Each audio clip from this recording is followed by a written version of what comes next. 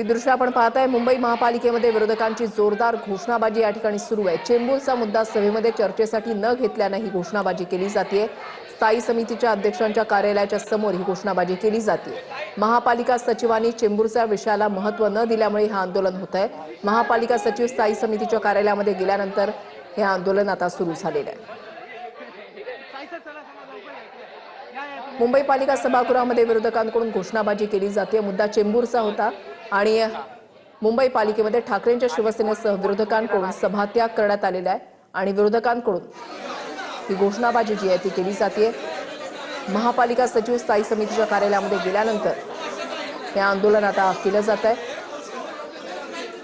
चेंबूरचा मुद्दा सभेमध्ये चर्चेसाठी न घेतल्याने विरोधक चांगलेच आक्रमक झाले।